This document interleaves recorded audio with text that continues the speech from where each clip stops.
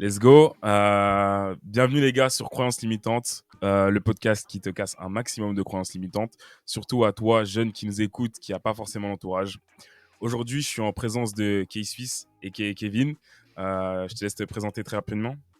Yes, merci déjà de me recevoir sur ton podcast, ça fait plaisir. Écoute, Kevin, mon surnom c'est K-Swiss, K-Swiss Fit sur les réseaux sociaux. C'est un surnom qu'on m'a donné aux États-Unis quand je suis à New York, mes potes de New York qui m'ont appelé comme ça, Kevin, parce que, voilà, K, parce que Kevin et Suisse, parce que j'habite en Suisse. Et voilà, je suis Ok, coach sportif, formateur, préparateur physique. Je travaille avec ok. la population générale, avec des athlètes de haut niveau, et je forme également des professionnels du sport et de la santé. Déjà, pour moi, c'est un honneur de t'avoir. Pour donner une petite backstory aux personnes qui vont nous écouter, moi, je t'écoute depuis quasiment 2021. Donc, j'ai pu utiliser pas mal de tes conseils et tu es l'une des personnes qui m'inspire le plus, j'ose le dire, tu Merci, vois.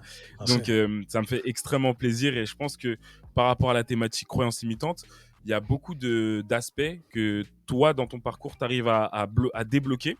Et ce que j'aime bien, ce qu'on a en commun aussi, tu vois, c'est que il me semble que toi, enfin, il me semble que ouais, c'est tes parents sont immigrés, c'est ça? C'est plutôt ta mère, il me Exactement, semble. exact, ouais. Ok. Donc j'ai la même chose, tu vois, et ça arrive avec un lot de bénéfices, mais aussi un lot d'inconvénients, tu vois. Et je trouvais ça intéressant, ton point de vue par rapport à ça. Est-ce que tu peux élaborer un petit peu plus? Oui, bien sûr, bah, comme je le dis, moi, nos parents nous qui sommes fils d'immigrés, je dis tout le temps qu'on est en mission. Je pense que chaque génération a ce devoir de rendre honneur au travail qui a été fourni par la génération précédente. Et c'est ça le but de nos parents qui ont cherché à quitter leur pays, quitter leur inconfort pour offrir justement un confort à leurs enfants, à la prochaine génération. Eh bien, il en va de nous de faire de même pour la prochaine génération et de leur rendre honneur en maximisant les accomplissements qu'on peut faire. Et c'est comme ça que je vois le tout. Moi, de manière générale, je vois chaque relation comme un investissement.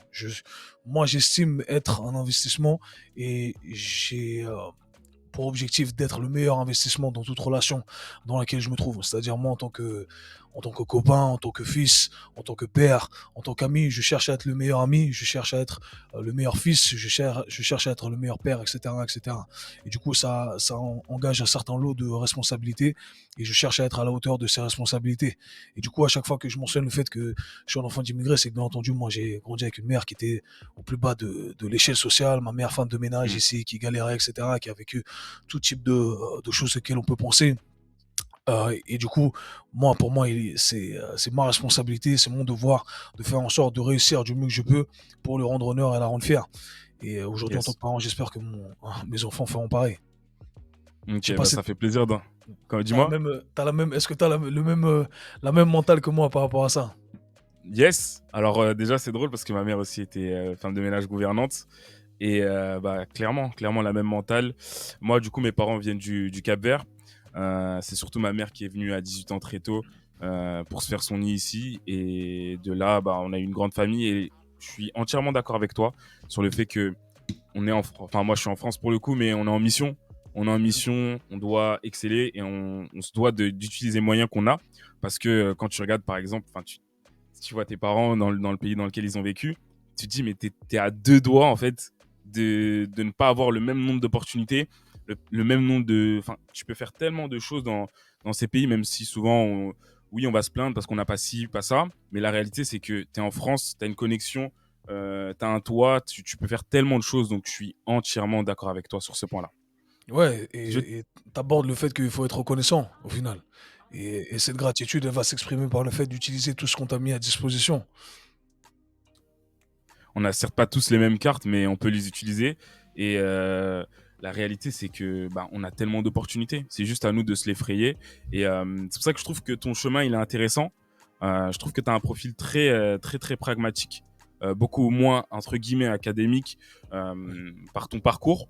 Et c'est ça qui est intéressant de démontrer que t'as pas forcément besoin d'avoir tout ce parcours académique et universitaire pour pouvoir réussir dans ton domaine. Et qu'est-ce que tu conseillerais à un jeune qui, voilà, moi je m'identifie beaucoup à toi dans ce sens-là où j'aime pas forcément, je suis pas très fan de l'école par le côté moins pratique Mhm. des choses. Qu'est-ce que tu conseillerais à quelqu'un qui dit, ok, moi je suis pas très fan de ce côté-là et j'ai envie de me développer dans un domaine? Bon, moi, je vais rebondir sur ce que tu as dit, le côté, pragmatique des choses, l'appréciation de la pratique, je pense que c'est un truc qui s'est perdu, c'est un truc qui s'est dévalorisé et encore une fois, si tu penses, nous, d'où on vient, du bagage culturel qu'on a, on a toujours une certaine sagesse qui est transmise par les plus anciens. On a un respect justement pas du côté, pratique qui a été expérimenté sur plusieurs années et je pense que c'est quelque chose sur lequel il faut pas cracher et je pense qu'on a un peu cette arrogance, occidentale souvent à croire que, voilà, on sait mieux que les autres, on sait tout et moi je garde ce côté quand même, on a grandi en Occident bien entendu, mais je garde ce côté où je me dis: «Hey, tu vois, heu, dans les Caraïbes, en Afrique, en Amérique du Sud, en Asie, on a appris à se débrouiller, on a une sagesse, on a un truc qu'on retrouve pas Mmh. forcément ici, qu'on ne saurait pas expliquer, mais on sait que ça fonctionne, Yes. tu vois? Il y a le côté pratique et c'est ça le côté pratique, c'est: hey, on sait pas forcément te l'expliquer de la meilleure des façons, mais on sait que ça fonctionne et personne ne peut renier que certains trucs fonctionnent.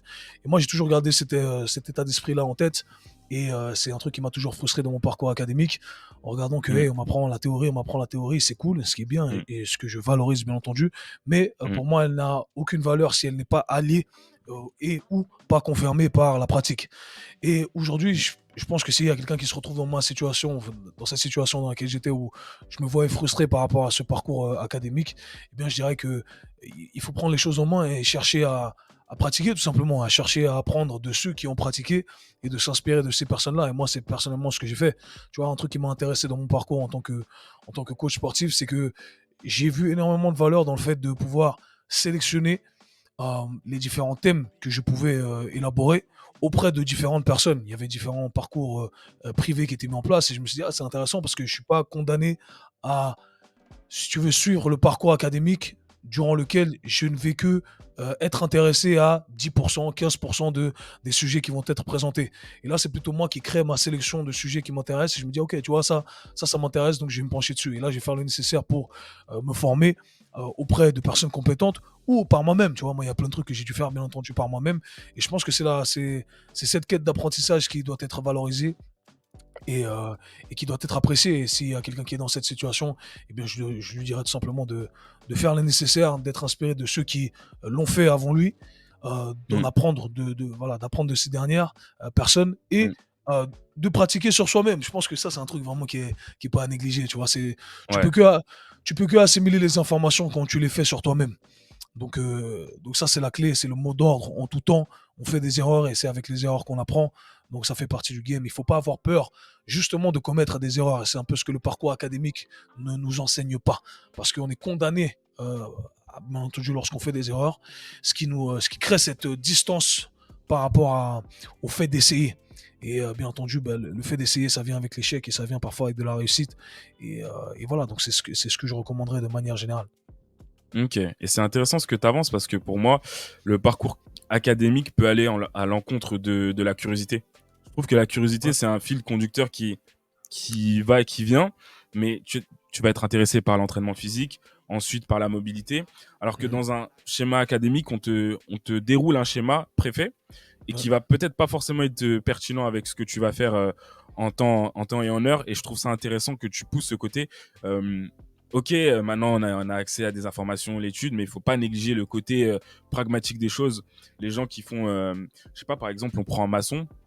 Les maçons, ils passent souvent leur journée à construire des choses, à comprendre des choses. Ils ont énormément d'informations avec de la valeur et c'est aussi bien que tu donnes ce filtre de conseils, je dirais plutôt de, Mhm. ok, prendre des conseils d'une personne qui a fait ce que tu veux faire et de Ouais. là, tu arriveras à beaucoup mieux jauger ce qui est juste ou non. Et je trouve ça Ouais. intéressant. Ouais, tu vois, je vais me permettre de rebondir parce que c'est vrai que le terme conseil, j'aime pas trop le terme conseil de manière générale et j'aime pas en donner. Donc j'essaie toujours de me positionner avec une certaine distance et moi j'avale pas les conseils des gens. J'essaie juste de voir le tout de manière analytique, tu vois. Et moi, à chaque fois qu'on me demande un conseil, de manière générale, je vais essayer de pas conseiller. Je vais dire plutôt ce que je fais en te disant mon retour d'expérience et je vais un peu te le poser comme ça. Après, c'est à toi de prendre cette information et je vais t'inviter à utiliser ton esprit critique et analytique et te dire, OK, pour moi, ça me correspond, ou je suis prêt à appliquer éventuellement ce que cette personne a fait également, mais sans s'attarder sur le truc conseil. J'ai un problème avec le mot conseil parfois parce que en fait, tu as un rapport asymétrique avec les personnes qui vont éventuellement utiliser ton conseil. C'est-à-dire que si la personne applique ton conseil et qu'elle ne réussit pas, bah, il n'y a Mmh. que la personne qui est à blâmer, tu vois. Toi, OK. tu n'en payes pas les conséquences directement. Si tu n'appliques pas ce que tu dis, tu fais simplement, enfin, tu donnes, tu dis simplement les choses. Et si la personne applique ton conseil et qu'elle réussit, après, c'est toi qui prends les crédits, c'est pas la personne, tu vois. Donc moi, j'ai envie de me positionner de façon à ce que la personne prenne les crédits lorsqu'elle réussit et qu'elle soit en échec avec elle-même lorsqu'elle échoue, parce que c'est sa responsabilité, ça a été son choix. Et moi, ce que je dis tout le temps, c'est le dicton que j'utilise, c'est je te dis pas quoi faire, je te dis ce que je fais. Ouais. Tu vois? Et OK. c'est un peu comme ça que moi j'approche le monde de manière générale et OK. le partage de connaissances.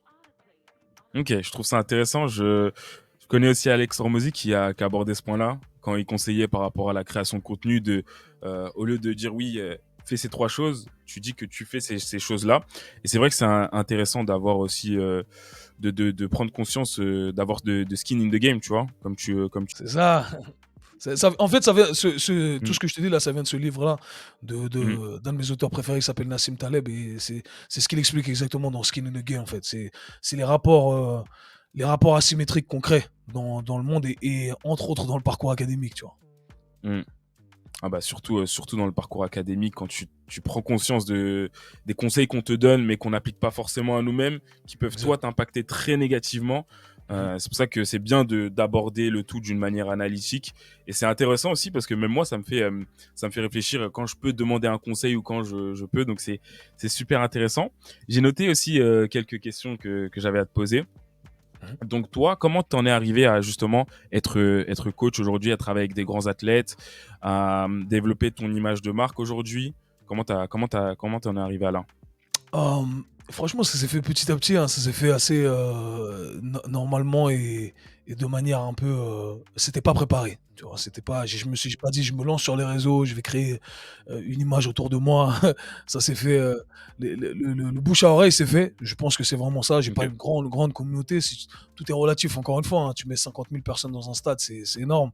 Mais tu Mmh. compares à des personnes qui ont 1 million, 2 millions, c'est rien du tout.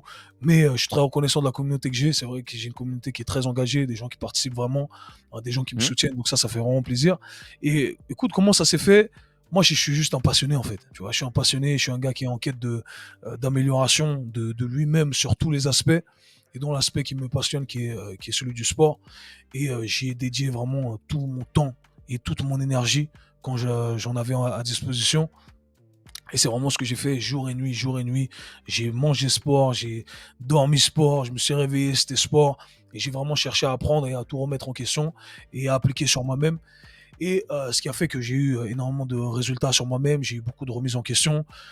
J'ai dépensé, enfin j'ai investi, c'est pas le bon terme c'est investir. J'ai investi beaucoup d'argent à me former, Mmh. à voyager, etc. À récolter des informations auprès de gens qui étaient plus compétents. Mmh.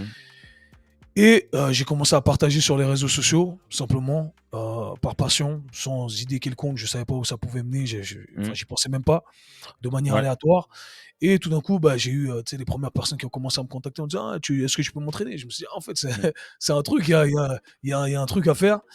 Mmh. Et petit à petit, ça s'est développé. Après, j'ai commencé avec ma clientèle en face à face et du bouche à oreille, Ouais. plus de gens qui ont commencé à parler de moi.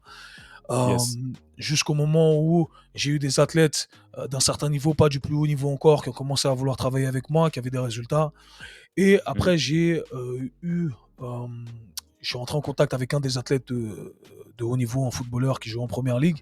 Et du coup, on s'est envoyé un DM et ça s'est fait comme ça. Souvent, je le dis aux coachs qui font mes formations, je dis: «Les gars, moi, Ouais. j'ai envoyé un DM, tu vois? J'ai envoyé un message et faut oser». Ouais. Ma mère, elle m'a toujours appris, elle m'a dit: Si tu demandes pas, Dieu, il entend pas», tu vois? Donc dans le sens, Mmh. il faut le mettre dans l'univers, tu vois? En anglais, on dit: «You Mmh. gotta speak it into the universe».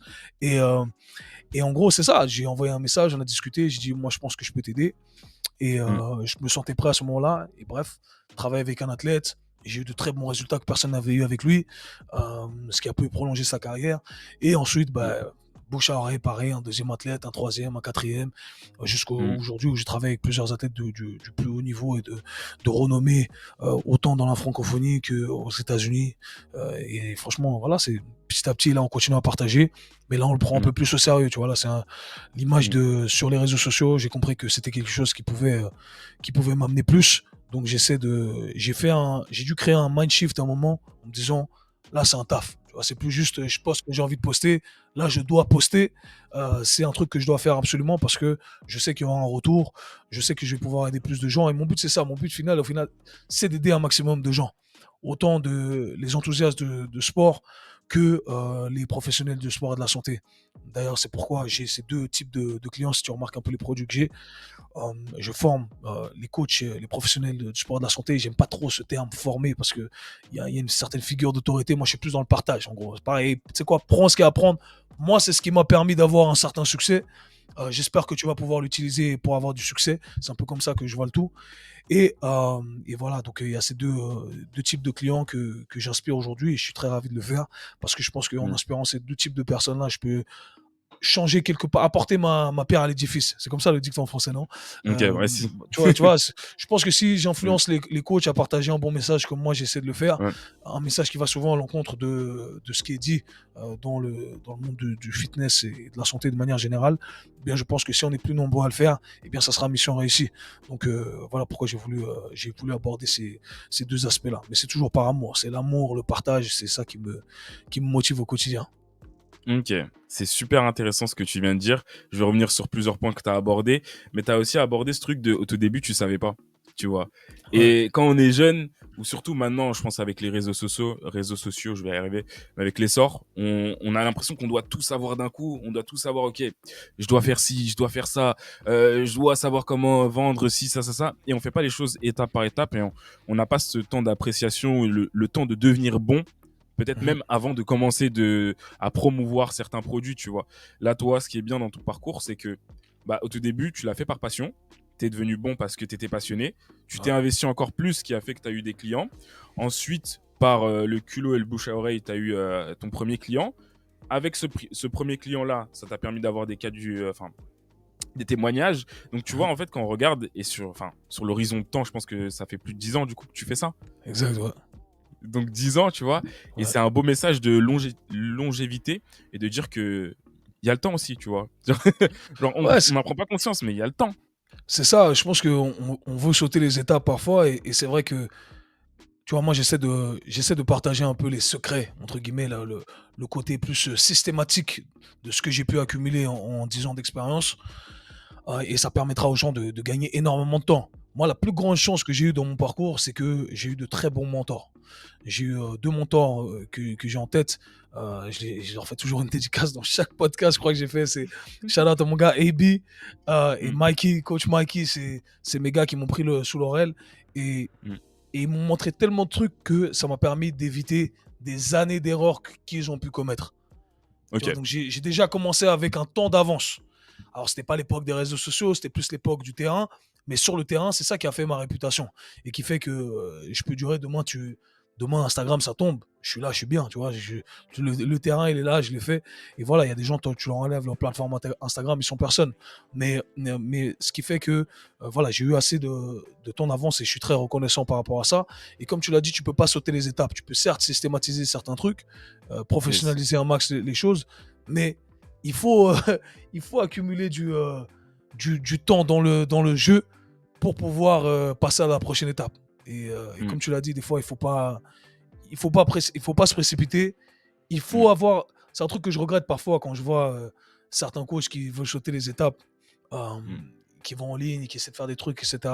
Et je me dis, c'est dommage, tu vois, parce que tu vas rater une grande, une grande partie de cette aventure qui te sera Mm. nécessaire ou qui te fera défaut par la suite. Peut-être que là, tu n'as pas l'impression qu'elle te fera défaut, mais à un moment ou à un autre, elle va te faire défaut.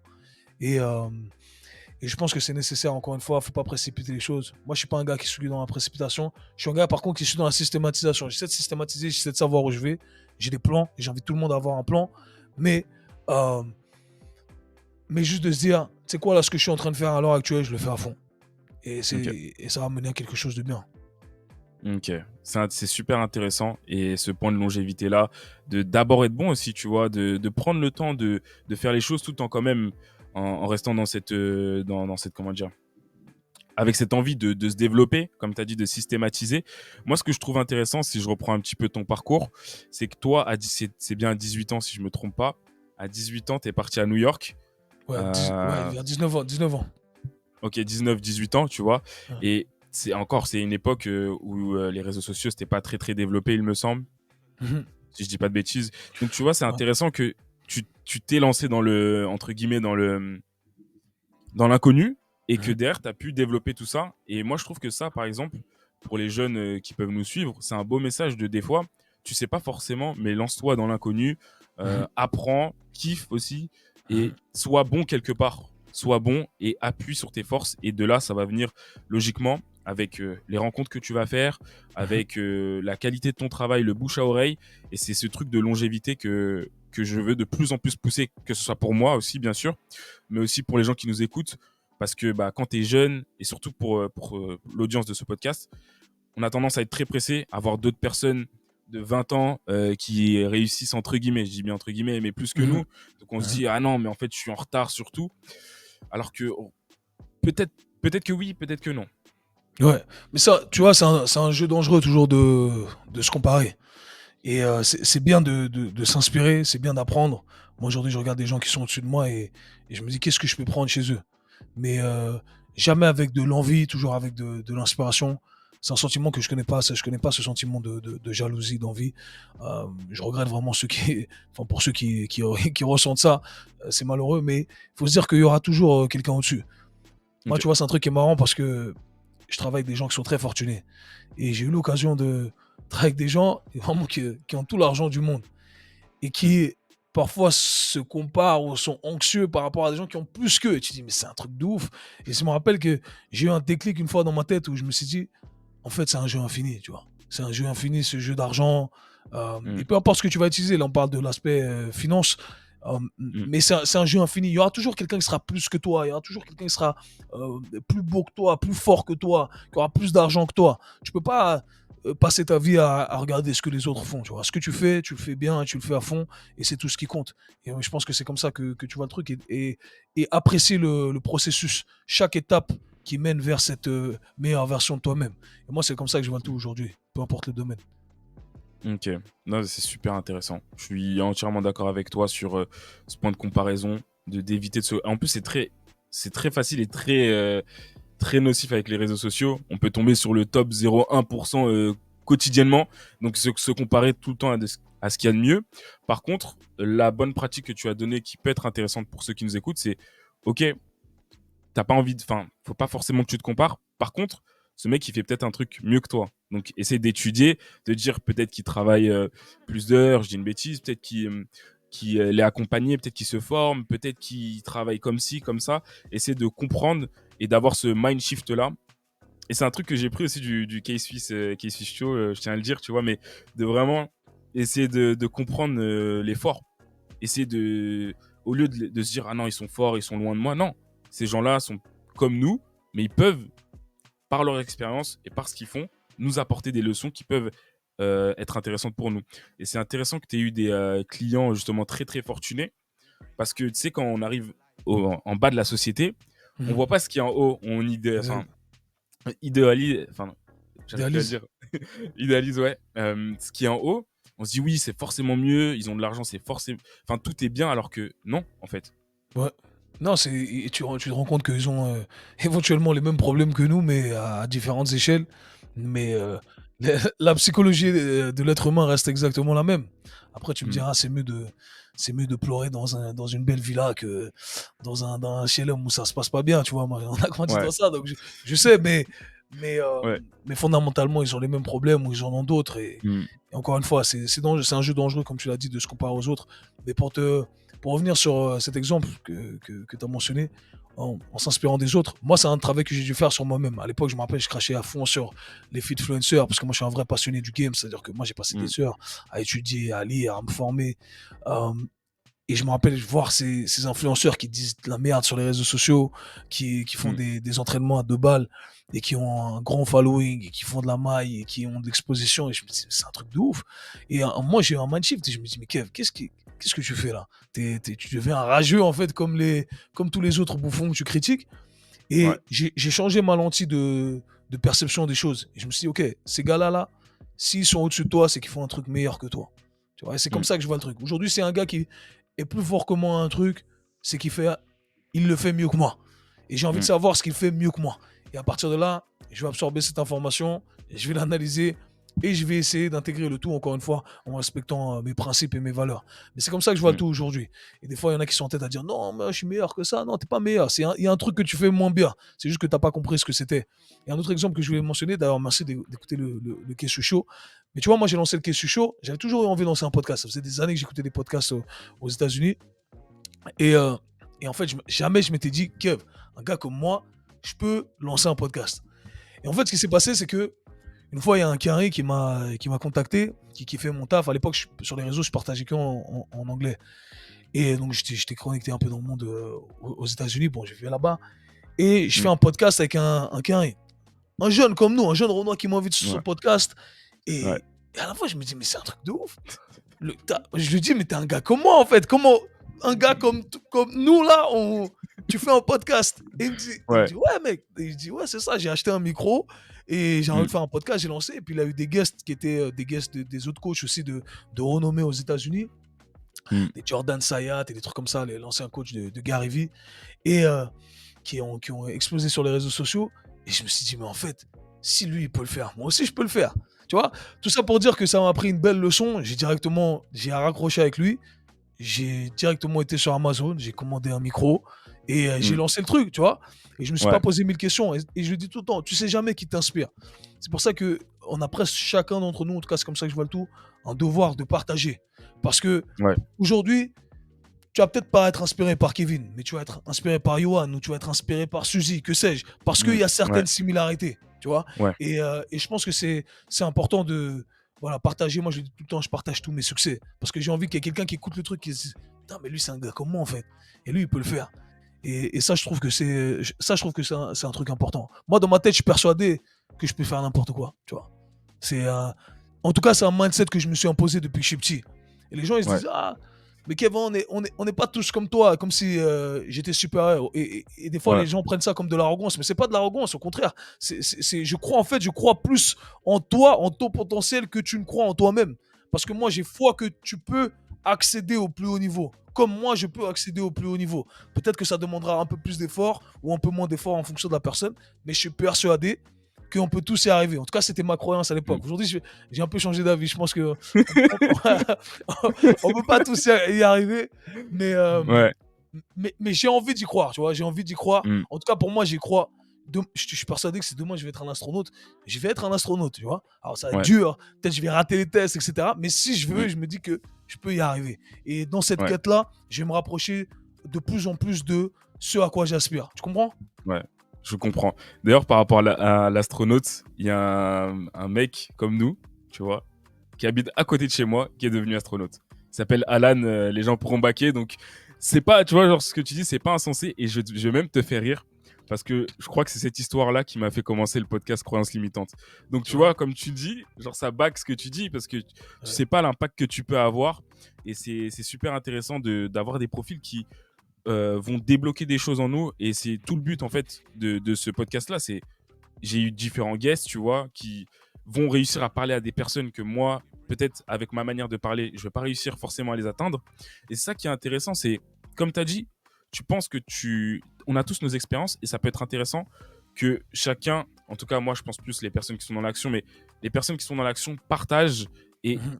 permettent aux autres de se développer et de se dire, ah ouais, mais en fait c'est moi qui me suis limité.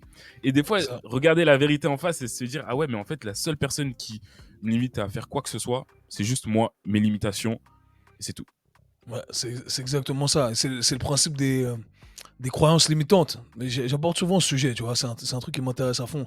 Le principe des croyances limitantes, c'est qu'en fait, tu te retrouves dans un cercle vicieux où tu t'es. Faut commencer à la base. En fait, ton cerveau, il absorbe plein d'informations. Mais il n'a pas la capacité de tout absorber. Parce que littéralement, sinon, il explose. Donc, il doit filtrer ce qu'il est en train d'absorber. Donc, il y a une certaine configuration qui se fait au niveau de ton cerveau en se disant, moi, je vais absorber que ces informations-là. Et tu as la capacité, au final, de configurer ce filtre. Pour dire, hey, je vais absorber que ces informations qui vont me permettre d'aller dans une certaine direction. Et je te donne un exemple bête.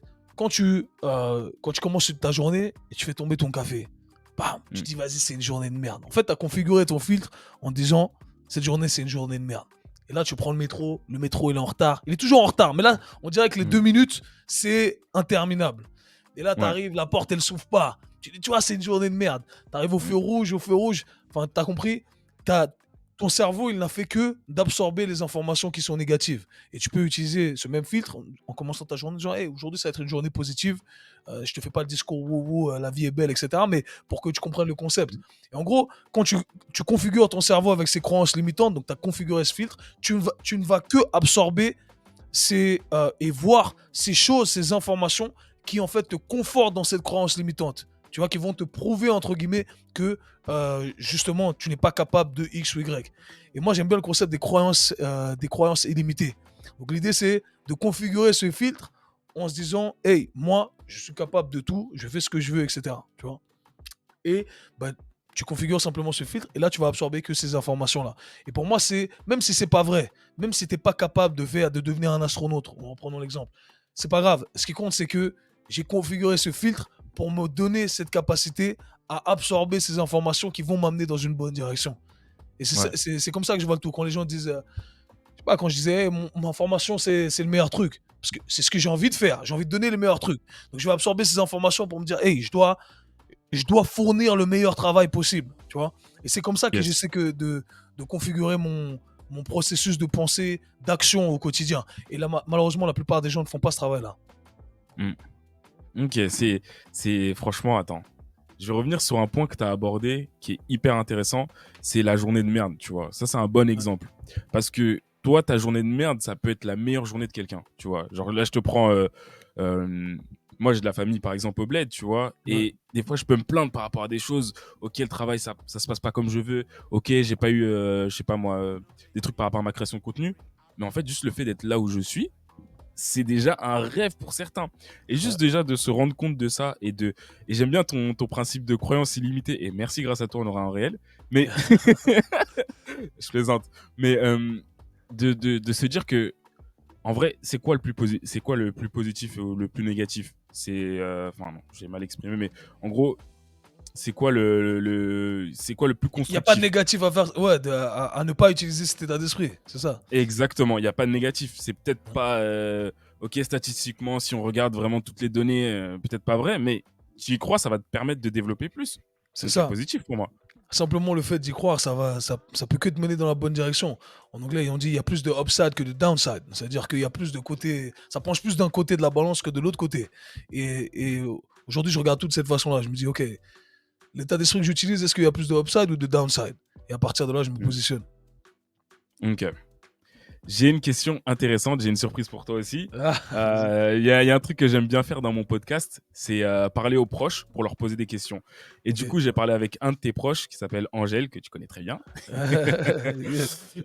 Et du coup, j'ai demandé à Angèle qu'est-ce qui te définissait le plus. Alors, il m'a dit que ce qui te caractérisait le plus, pardon, c'est l'autodiscipline et la recherche constante d'amélioration. Et moi, la question que je vais te poser, c'est pourquoi. Écoute, je pense que on en revient au début du podcast, à cette Mm. idée de, je pense que j'ai été, de par mon vécu, en fait, j'ai dû grandir trop vite. Là, tu me fais aller dans les, dans les profondeurs, vraiment.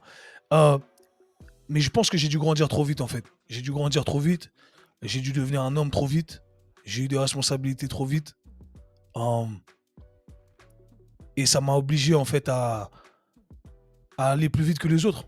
Et, Mm. euh, et dans cette quête-là, d'aller plus vite que les autres, j'ai eu cette quête de vouloir constamment m'améliorer.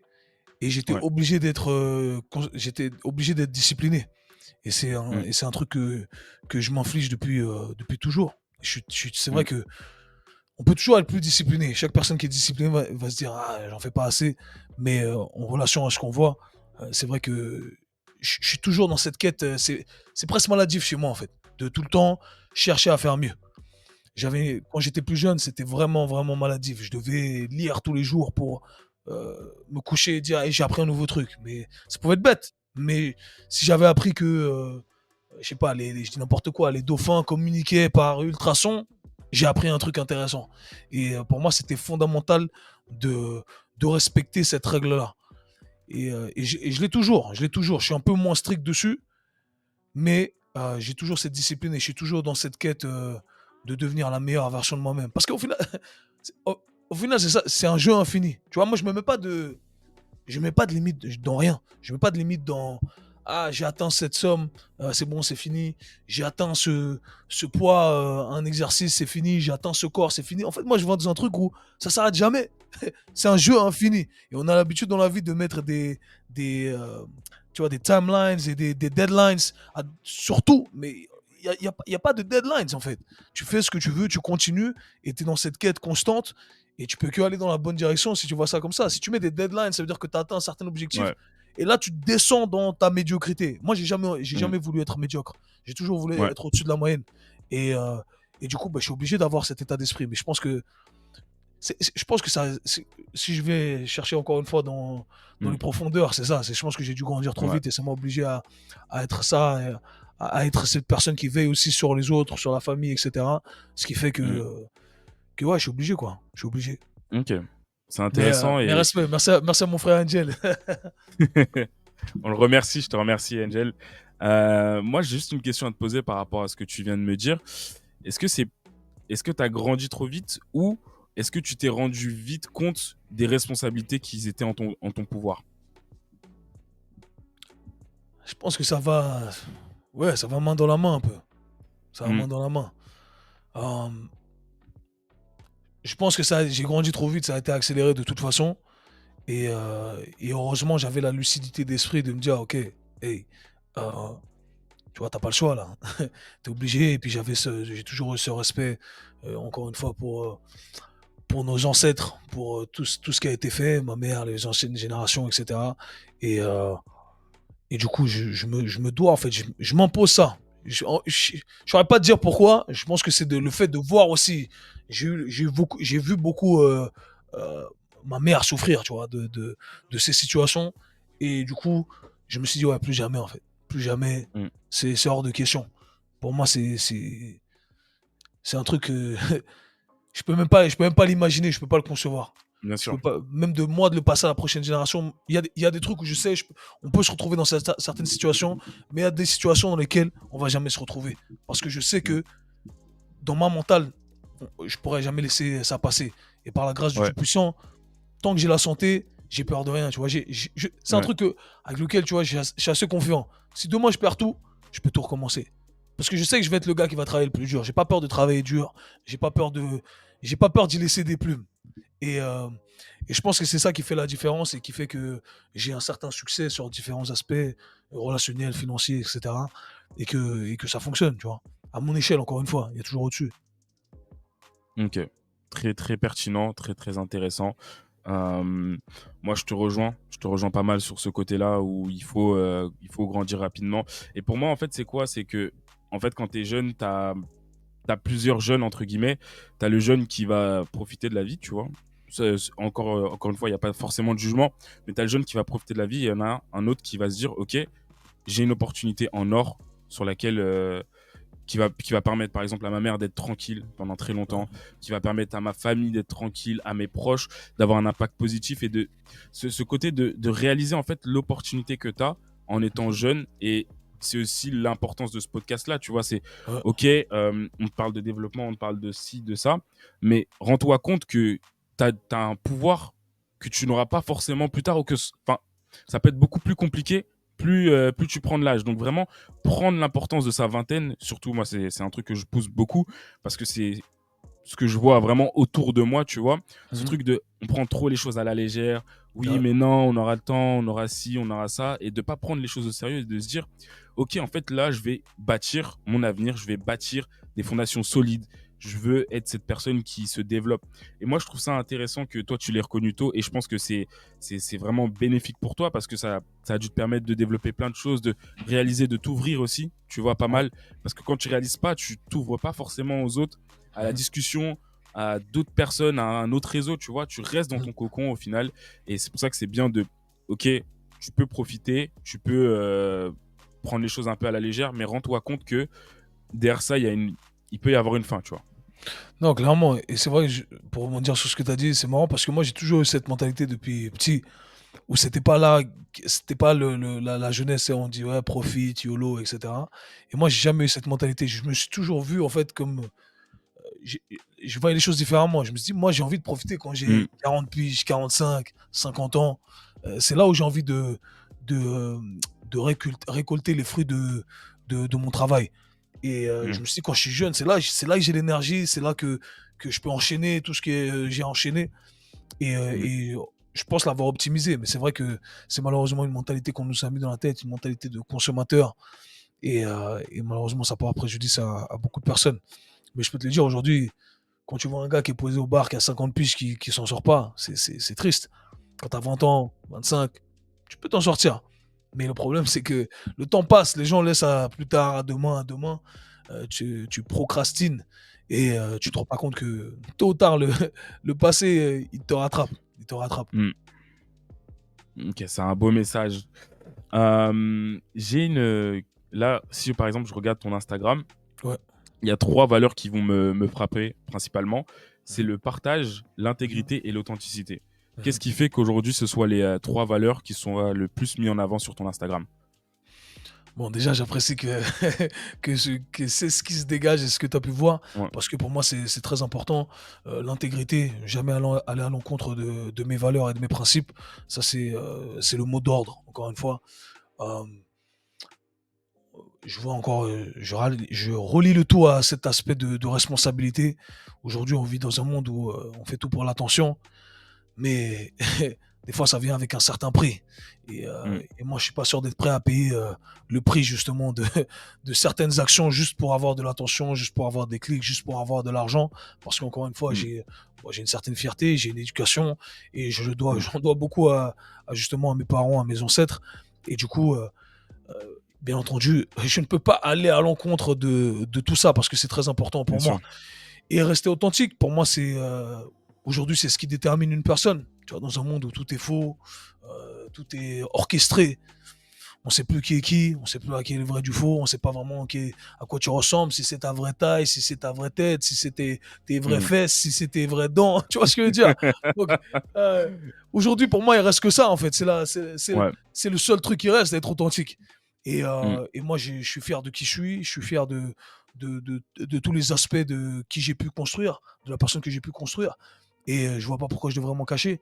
Je pense que chacun, mm, si tu es fier de qui tu es, euh, du package complet, eh ben, tu devrais l'exposer. Aujourd'hui, c'est ce que j'expose et c'est ce que j'aime avec les réseaux sociaux et c'est en même temps ce que j'aime pas. Mais il y a des gens qui vont t'aimer pour qui tu es, il y a des gens qui vont pas t'aimer pour qui tu es. Mais je mm, préfère que ce soit ainsi que ce soit des gens qui m'aiment pour qui je ne suis pas, tu vois, des gens qui mm. ne m'aiment pas pour qui je ne suis pas. Parce que tôt ou Ouais. tard, encore une fois, hein, la vérité fait toujours surface. Donc Mm, un jour, on va t'attraper, on va voir qui tu es vraiment. Et moi, je suis mm. comme dans la vraie, enfin, sur les réseaux, je suis exactement la même personne. Et le partage, comme tu l'as dit, bah, c'est ma passion. C'est ce qui me. Je trouve bon, en fait, le partage. Je trouve que c'est un truc qui est pas assez valorisé non plus. Et je trouve que c'est. Dans tous les domaines. Moi, j'aime écouter les gens qui partagent leur expertise. Tu vois, tu peux écouter des gens qui vont te parler, je dis n'importe quoi, de canne à pêche. Mais si le gars, il est passionné, tu sens sa flamme, tu vas être enthousiasmé à l'idée de Tu l'écouter. vas être pris. Voilà, tu vas être pris dans le truc. Alors que Ouais. la canne à pêche, ça t'intéresse pas du tout à la base. Mm. Mais si tu arrives à développer ce truc-là, eh bien, je trouve que c'est intéressant. Et moi, je sais qu'il y a des gens qui commentent, des commentaires qui me font rire, qui me disent putain, j'ai regardé ça 10 fois comme si j'allais à la salle. Des gens qui vont même pas à la salle, mais qui écoutent les informations. Et moi, ça me fait plaisir. Ça veut dire Ouais. que, hey, tu vois, d'une façon ou d'une autre, tu as Mm, ressenti la passion et c'est ce qui a fait que ça t'a captivé. Donc, ouais, mm, pour moi, c'est très important, comme tu l'as dit, l'intégrité, mm. l'authenticité et le partage. Je vis de ça. C'est ce qui Ouais. m'anime et c'est ce qui fait que j'ai fait le métier que je fais aujourd'hui. Mm. Et souvent, on pense aux personnes qui se développent, on se dit que c'est pas possible d'avoir les trois. C'est aussi pour ça que je l'ai souligné, tu vois, l'intégrité, le partage et excuse-moi, l'intégrité, le partage et l'authenticité. Ouais. Et justement, généralement, on se dit que bah, si on veut être riche, il faut qu'on sacrifie l'intégrité, qu'on fasse des choses qu'on n'a pas forcément envie de faire, qu'on soit une personne qu'on n'a pas forcément envie d'être, Ouais. et qu'on ne partage pas non plus, tu vois, genre qu'on soit radin. Mhm. Et ça va à l'encontre de ces trois choses qui, pour moi, montrent que tu peux justement être passionné, avoir de l'intégrité. Et c'est important pour ceux qui nous écoutent de prendre conscience de ça.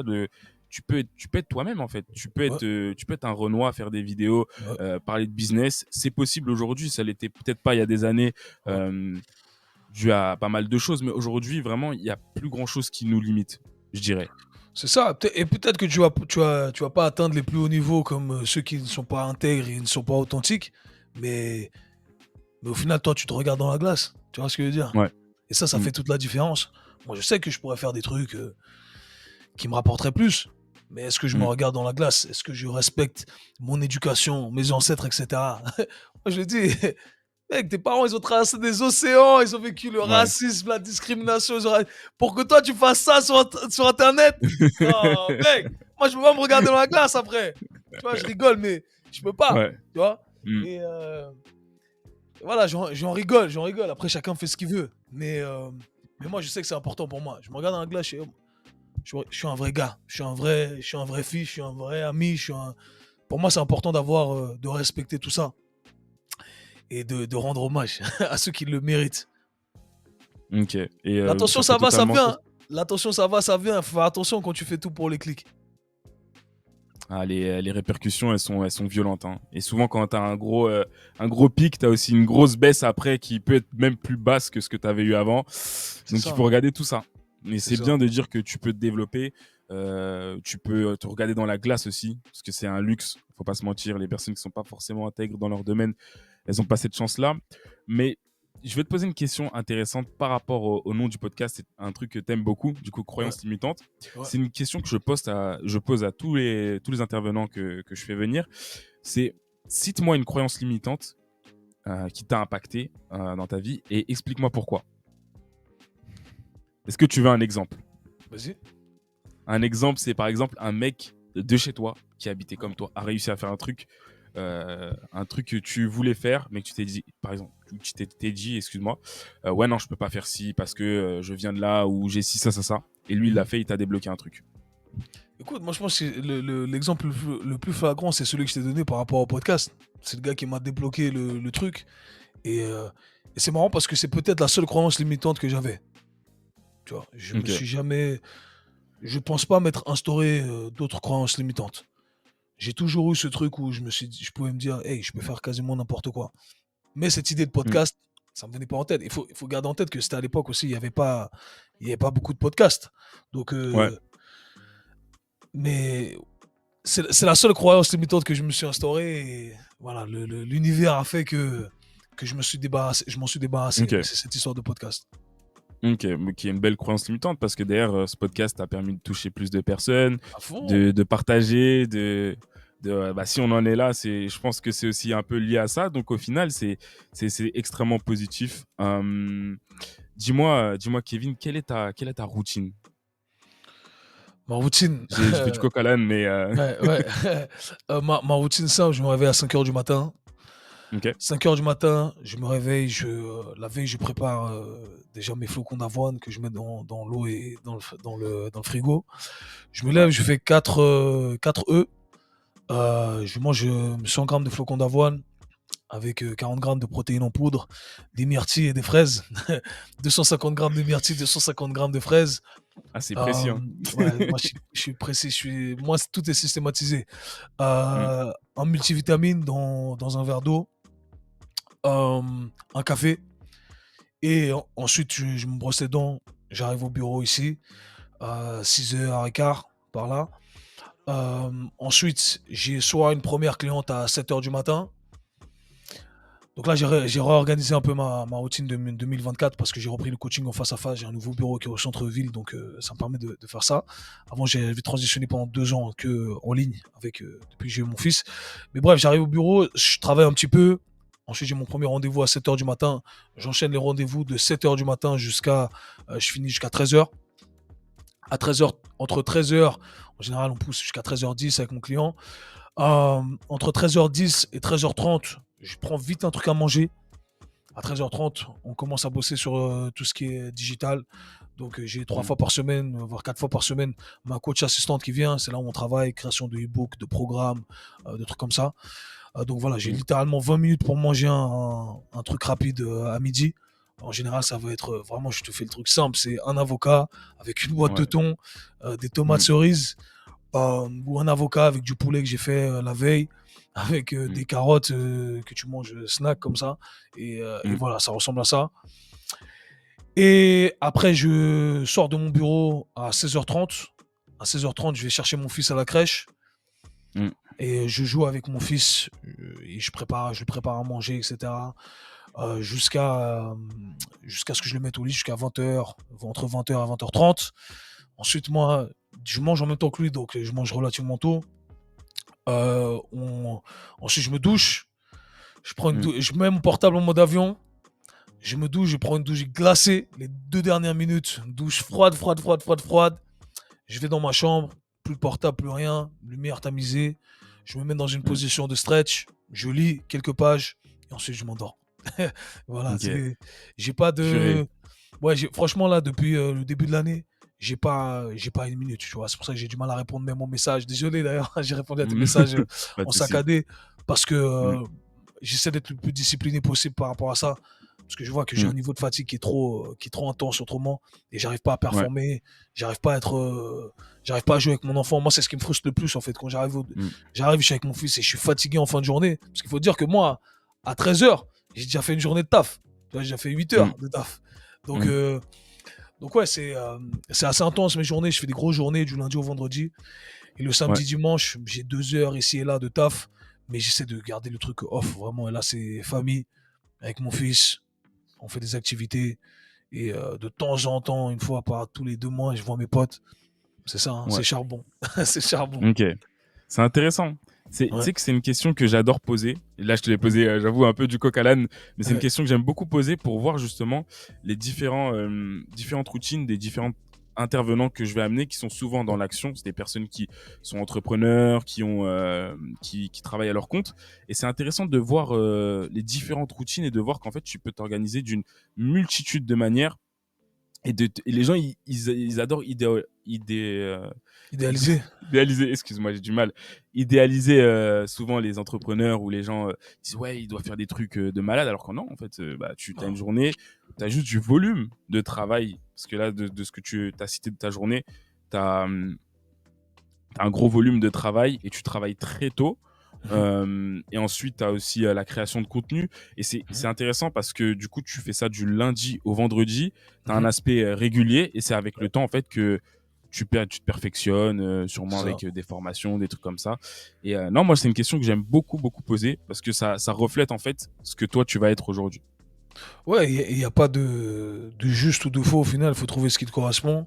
Et ça dépend du contexte. Il y a tellement de variables à prendre en considération qu'au final, c'est très individuel. Moi, si j'avais pas d'enfant, par exemple, ou si j'y accordais pas autant d'importance, j'accorde de l'importance à passer énormément de temps avec mon fils, ma routine serait différente, tu vois. Et peut-être que je ferais plus, mais c'est pas ce que je.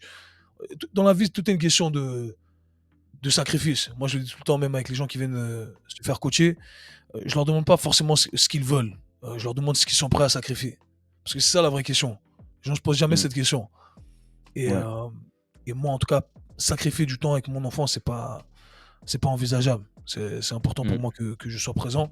Donc, j'ai Mm. organisé ma routine pour que hey, je dois me lever plus tôt, mais comme ça, je peux partir plus tôt et je vais prendre mon fils. Et voilà, Mm. c'est difficile, mais hey, la vie, c'est dur, la vie d'un homme, c'est dur et c'est ce qui rend le truc beau au final. Alors, moi, en tout cas, je Mm. vois les choses comme ça. C'est bien que tu arrives à avoir toute ton activité et ne pas sacrifier tes valeurs profondes. C'est l'intégrité, tu vois, de garder cette intégrité-là avec tes proches. Et c'est un truc qu'on peut tous pousser. C'est certes, oui, tu peux faire plus, mais comme tu le dis très bien, À quel prix? qu'est-ce que tu, c'est ça, qu'est-ce que tu sacrifies derrière. Et C'est c'est une variable qu'on ne regarde pas. Parce qu'en vrai, on veut tous plein de choses, tu vois.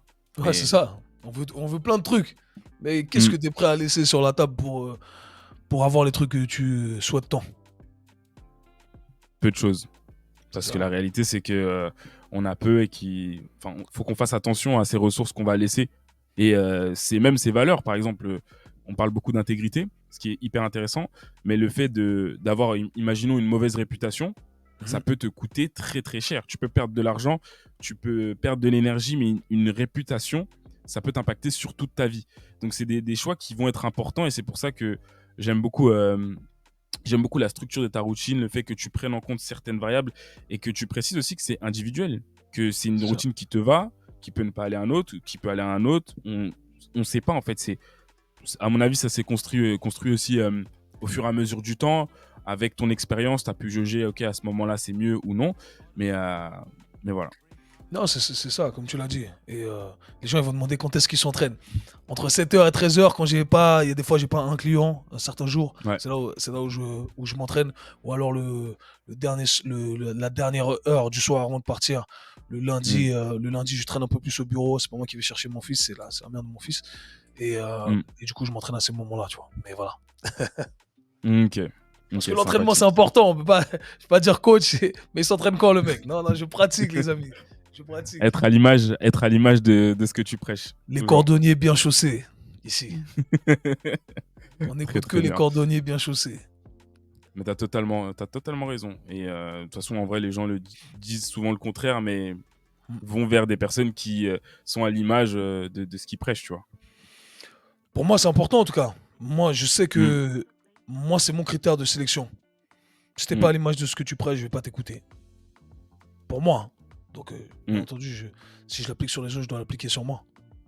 Bien sûr, bien sûr. Et là, on va arriver vers la fin du podcast, mais j'ai une question hyper intéressante à te poser sur moi, ce que j'ai observé sur ton contenu et ce qui me marque le plus, tu vois, aussi.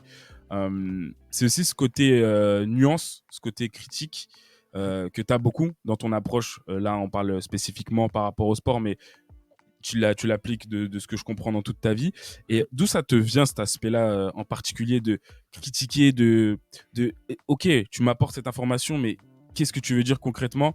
De vraiment aller en profondeur et justement avoir comment dire, cette compétence de ne pas te faire berner, entre guillemets, des informations qu'on pourrait te donner et de les étudier.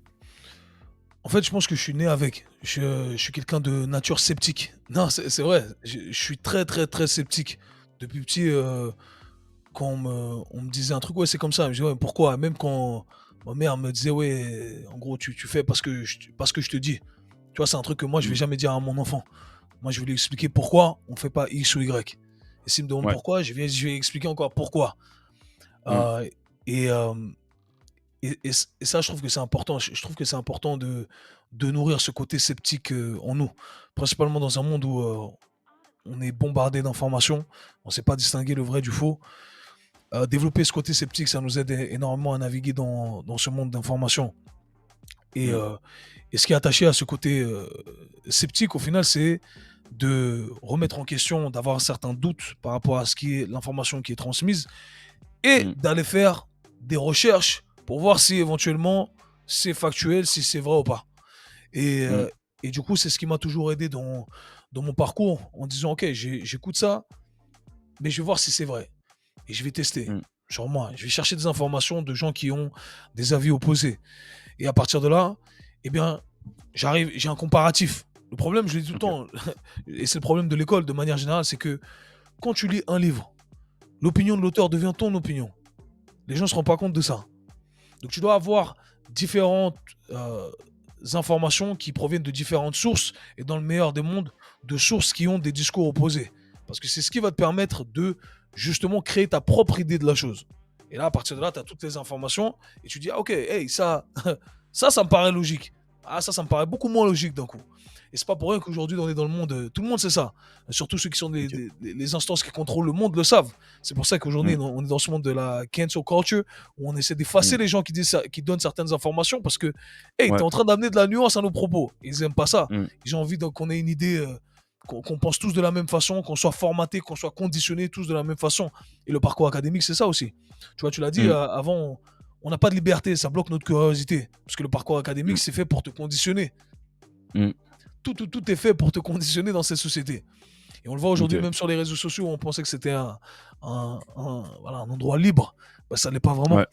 Il y a certains Mm. trucs que tu peux pas aborder. On va pas rentrer dans le sujet parce qu'on veut pas que ton podcast Bien sûr. il soit annulé. Ouais. Mais l'idée c'est ça, c'est qu'on sait que c'est une arme qui est dangereuse. Et je Mm. pense que les gens sceptiques comme moi sont un danger pour ces gens-là qui essaient de propager des idéologies de propager ses pensées uniques et de Mm, conditionner le monde. Moi, j'aime la diversité d'opinions, tu vois. C'est un autre sujet qu'on pourrait aborder aussi, mais moi, je suis pas pour ces nouvelles normes qu'on essaie d'instaurer en se basant sur des diversités superficielles, tu vois. Moi, je suis pour la diversité d'opinions. Moi, c'est un truc que j'aime avec mon groupe d'amis, c'est que on a des opinions différentes. J'ai envie d'avoir des gens qui sont pas alignés à 100% avec moi. Alors oui, on est aligné mm, sur les valeurs qu'on a, mm. et c'est là où les gens n'arrivent pas à distinguer le tout. On peut être aligné au niveau de nos valeurs et ne pas être aligné sur certaines opinions politiques ou autres. Tu comprends ce que je veux dire? Mm. Et Ouais, je pense que les gens se sont perdus aujourd'hui en s'attardant sur le superficiel ouais, et au lieu de s'attarder sur ce qui est important. ouais. Et moi, c'est ce que j'apprécie aujourd'hui. J'apprécie la diversité d'opinions. Je vais suivre des gens avec qui je suis Mm, pas d'accord. Parce que c'est ce qui me permet de garder mon esprit ouvert. Si mm, je reste dans ce qu'on appelle en anglais, ils appellent ça les echo chambers, dans une chambre ouais, d'écho, où en fait, tu t'entends que toi dire, répéter tes pensées. Les autres répètent les mêmes trucs que toi. T'es pas en mm, train d'évoluer. Ce qui te permet ouais. d'évoluer, justement, c'est d'avoir des idées différentes. Et tu te rends compte qu'au final, tout est nuancé. Mm, J'écoutais un podcast hier, là, le gars, il montrait un cylindre en fait. Il disait, au final, dans la vie, tout est une question de perspective. Il montrait un cylindre comme ça. Il disait, tu vois, c'était ouais, toi qui es en face de ce cylindre. Si tu regardes mm, à travers cet angle-là, eh bien, ce que tu ouais, vois, c'est un rond. Mais la mm, personne qui est un peu en biais à 45 degrés, ce qu'elle voit, c'est un cylindre. Et si on prend une mm, troisième personne qui leur demande qu'est-ce qu'ils ont vu, eh bien, une personne va dire, j'ai vu un cylindre. L'autre dit, j'ai vu un rond. Les deux ont ouais, raison. Mais c'est leur perspective. Tu comprends ce que je veux dire? ouais, Et, et au final, tout ça pour dire que tout est beaucoup plus complexe qu'il n'y paraît. bien Et, sûr. et moi, j'ai toujours apprécié cette complexité-là. J'ai toujours apprécié le fait que il y a, il y a toujours de la nuance à apporter dans tout. Ouais, Et, et c'est ça, en fait, ça va main dans la main. Complexité, nuance. Et on doit simplement mm, mentionner ces différentes variables qui rendent le truc tellement complexe qu'on ne peut pas se positionner de manière absolue. Moi, ouais, j'aime pas les phrases absolues. J'aime pas ça. Je trouve que c'est pas productif de manière générale. Après, il doit y avoir des exceptions. Comme ça, il n'y a rien qui me vient en mm, tête. Mais voilà, je pense que c'est important et moi, j'essaie d'apporter toujours de la nuance. J'essaie mm. d'être mon propre avocat du diable, si tu veux. Et, Ok. euh, et c'est relou. Et c'est relou parfois. C'est relou de Mm, l'être. Et moi, j'ai un pote à moi, je pense à lui. Dédicace à mon gars Ike, c'est l'avocat du diable. Il est énervant, tu discutes avec lui, mais au final, t'as envie de l'avoir. T'as envie d'avoir un gars comme ça parce que ouais, c'est lui euh, qui va te faire réfléchir, tu vois. ouais, Et il y a beaucoup de personnes qui ont des opinions, mais qui ne savent pas vraiment d'où elles viennent. Et quand il y a ouais, quelqu'un qui te met face au fait accompli et qui te questionne mm, par rapport à cette opinion, eh bien là, tu dois explicitement dire ta pensée ou placer des mots sur cette pensée, et ça devient beaucoup plus compliqué. Et tu te rends compte mm, qu'au final, soit un, bah, tu maîtrises pas ton sujet autant que tu le voudrais, mm. ou de deux, que ton opinion, elle n'est pas si forte que ça, et au final, c'est peut-être pas ce que tu croyais, que c'est quelque chose qu'on t'a instauré. Mais malheureusement, c'est un travail qu'on doit faire. Mm. Je sais pas ce que t'en penses. Moi, pour le coup, je suis entièrement d'accord. C'est pas évident à le développer au quotidien, de prendre une information, de la questionner. C'est pour ça que je trouve que c'est une bonne chose que tu fais. Mais d'arriver à avoir des personnes qui sont pas forcément d'accord. J'avais vu un mec l'autre jour qui avait dit que t'aimes ta mère, mais t'es pas forcément tout le temps d'accord avec. Et ça, c'est un Ouais, bon exemple parce que, bah, on n'est pas toujours d'accord avec nos parents. Mais ouais, c'est OK parce qu'on les aime et on peut discuter avec. Et c'est de se dire que, OK, une personne, elle a un avis différent du tien, mais son avis il peut dépendre de beaucoup de choses. Il peut être vrai, il peut être faux, faux par rapport à quoi, et d'avoir réussir à se dire, ok, ce qu'on m'apporte, c'est pas forcément la vérité, c'est peut-être sa vérité. Et ouais. je trouverais ça intéressant que tu développes comment tu développes justement ce trait de scepticisme au quotidien.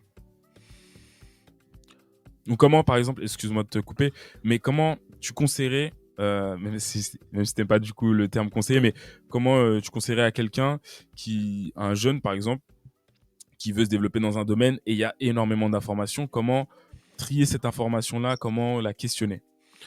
Je dis, j'ai une règle très simple. Encore une fois, je vous dis pas quoi faire, je dis ce que je fais et ce que j'ai fait. Bien Moi, sûr. ce que j'ai toujours fait, c'est que à chaque fois que j'apprends un nouveau sujet, j'essaie Ouais. d'acheter 2 à 3 livres sur le même sujet, d'auteurs différents, et qui, dans le meilleur des mondes, ont des opinions différentes. Et à partir de là, je vais m'informer, je vais lire, etc. Et Mm. c'est encore une fois ce qui va me permettre d'être exposé à ces différents avis. Et moi, en tant que personne apte à penser, eh bien, je vais pouvoir me créer ma propre idée de la chose et me dire, ok, ça a l'air plus pertinent que ça. J'ai vu qu'il y avait des informations qui confirmaient ça. Et au final, je pense que la vérité, c'est ça, c'est cette intersection entre les, euh, les différentes sources d'évidence que tu arrives à cumuler. Moi, c'est comme ça que je vois la vérité aujourd'hui. Donc, ce côté sceptique, tu dois le stimuler au quotidien en te disant, ok, j'ai reçu une nouvelle information, c'est qu'une source d'évidence. Par conséquent, je dois accumuler plus de sources d'évidence pour me dire que, hey, ça c'est pertinent, ça éventuellement c'est ce qui se rapproche de la vérité. Et c'est comme ça que je vois le tout aujourd'hui. Je te donne un exemple, moi dans mon monde à moi, je le dis toujours, t'as la théorie, donc ce qui va être enseigné dans les livres. Ensuite, tu vas avoir la Mm. recherche scientifique, donc, des expériences qui ont été euh, encadrées dans un milieu scientifique, qui viennent donner des conclusions. T'as ta pratique personnelle et t'as la pratique sur Ouais. les autres, tu vois. Et là, Mm. c'est l'intersection entre tout ça et les anecdotes, encore une fois, d'autres collègues ou autres, qui te permettent de te rapprocher de la vérité. Et ces anecdotes-là vont pointer dans une direction. Et à Mm. partir de là, tu arrives à arriver à une conclusion. Mais si tu te bases que sur une de ces sources d'évidence, eh bien, t'es foutu, ça va pas fonctionner. Et il y a beaucoup de gens qui font cette erreur, justement, qui se basent que sur la théorie et ils pensent que, hey, la théorie, au final, ça va te donner une moyenne. Ok. Et je dis toujours, la moyenne ne donne aucune information sur l'individu. C'est l'individu qui alimente la moyenne, pas l'inverse. Ok. Donc, l'idée, c'est de comprendre que peut-être ça va s'appliquer sur certaines personnes, mais pas sur tout le monde. De la même façon que si tu te bases que sur toi, ce que tu as fait en salle, bah toi, hey, pour toi, c'est facile de faire des back squats, je sais pas, avec Ouais. 150 kilos. Pour toi, Mm. faire des back squats avec la barre à vide, c'est Ouais. même pas un échauffement. Donc toi, tu Mm. considères que pour tout le monde, c'est même pas un échauffement.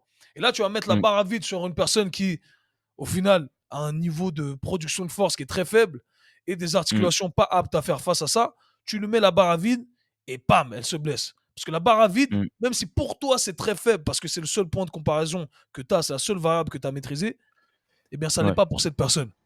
Tu comprends ce que je veux dire? Donc Ouais. c'est là où on doit faire ce travail de recherche et Mm. accumuler différentes sources d'évidence.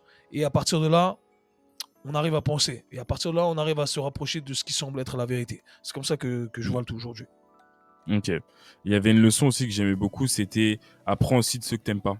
Et ça, Ouais, pour moi, c'est hyper parlant parce que on a tendance à apprendre que de personnes qu'on aime, mais t'as des mecs, tu peux les détester comme tu veux, tu peux ne pas aimer ok. l'image qu'ils rejettent sur les réseaux, mais au final, ils ont des informations que tu n'as pas forcément, ils font des choses que tu ne fais pas forcément, Ouais, et essaie d'être le moins biaisé que possible. Qu'est-ce que toi t'en penses?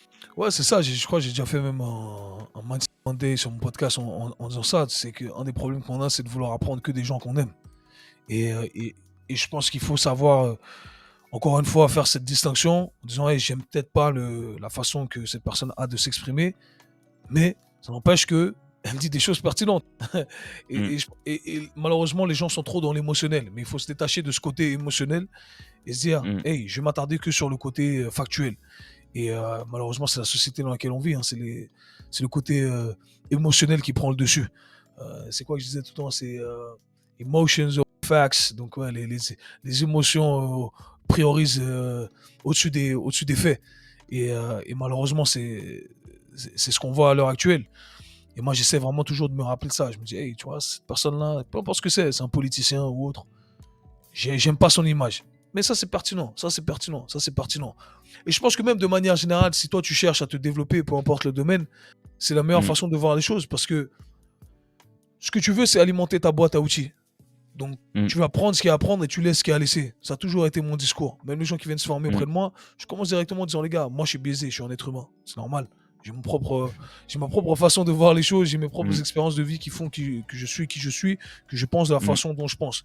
Prenez ce qu'il y a à prendre, laissez ce qu'il y a à laisser. Je suis pas là pour Mm. débattre, pour faire la guerre en disant ça, c'est juste. Non, non, hey, pour moi, ça, bien entendu, ça a l'air juste. C'est la vérité telle que je la conçois. Maintenant, si c'est pas Mm. pertinent pour toi, laisse-le. Tu vois. Et ça, c'est un truc que j'ai Mm. appris de Bruce Lee. C'est Mm.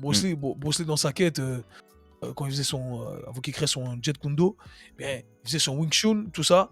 Et il a appris, au final, il faisait ses techniques, c'était de la théorie. et il s'est retrouvé face à des gars qui faisaient des street fights et il s'est fait péter tu vois, il s'est fait monter en l'air. Il s'est dit, Ouais, ah, attends, le Young Chun là, ça fonctionne pas trop pourtant, à la salle, c'est moi le plus chaud. ouais. Ouais, mais il y a un gars de street art dans la street, tu vois, t'as compris? Ça n'a pas fonctionné. Mm, Il s'est dit, ok, c'est ce que je vais faire. Je vais aller faire des cours de boxe. Je vais aller faire des cours de Muay Thai. Je vais aller faire des cours de karaté. Et dans chaque discipline, je vais prendre les meilleurs outils, selon moi, de chacune de ces disciplines. Et il a créé mm, son art martial qui s'appelle le Jeet Kune Do. Corrigez-moi si je mm, me trompe. Mais en gros, c'est ça. Et c'est de lui que je tiens ça. Et je mm. pense que ça s'applique dans tout au final, dans tous les domaines. Ok, ok, ok. Voilà, super parlant ce que tu viens d'apporter. Ce côté de. Déjà, en vrai, franchement, tu as donné une bonne boîte d'outils. Si on parle de croyances illimitées, du fait d'écouter les gens que tu n'aimes pas forcément, avoir aussi une diversité d'opinions, Mhm. toutes ces armes-là vont façonner positivement notre développement. Parce qu'en vrai, c'est ce qui manque aujourd'hui. C'est l'action, mais certes, mais il y a ces points qui nous limitent, qui nous retiennent de non, je vais pas écouter cette personne, non, j'aime pas cette personne, donc je vais pas lui demander un conseil. Et l'image de Bruce Lee avec son histoire, je la connaissais pas d'ailleurs, mais qui est hyper parlante parce qu'elle reste en tête. En fait, non, prends de partout, même si t'aimes pas ce sport de combat, C'est teste, ça. fais ci, fais ça. Et c'est aussi le fait de s'ouvrir, tu vois, d'essayer d'être curieux envers des choses sur lesquelles on n'est pas curieux en temps général, qui peuvent peut-être nous apporter plus de choses, tu vois. Et c'est un point intéressant que tu abordes là. Ouais, à fond. Et je vais continuer avec une autre. Si on peut rajouter un truc à cette boîte à outils Vas-y. de ce podcast, c'est une des Mm. règles du livre de Jordan Peterson. Je sais pas si tu connais Jordan Peterson. Le Ah, psychologue, c'est ça, ouais. exactement. Mm. Et en fait, exactement, mais je vais paraphraser ici. Mais en gros, il dit, en gros, écoute ton prochain comme s'il avait quelque chose à t'apprendre. Et le problème, c'est que souvent, on entend, mais on n'écoute pas. C'est souvent la distinction que j'aime utiliser. Donc, on entend pour ensuite répondre et donner, partager notre opinion des choses. Alors qu'on devrait plutôt prendre le temps d'écouter, absorber cette information en se disant peut-être que j'ai un truc à apprendre. Et, euh, et moi, ça m'a énormément aidé de voir les choses de cette façon-là. Et je le répète à chaque fois.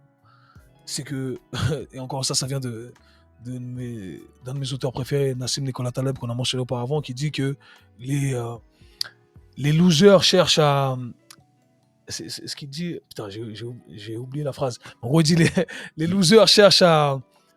Ah, voilà. Les losers cherchent à avoir raison. Les winners, les gagnants cherchent à gagner. Et en gros, l'idée Ouais, derrière cette phrase, c'est que le but, c'est pas de perdre son temps à, à prouver que son opinion est juste.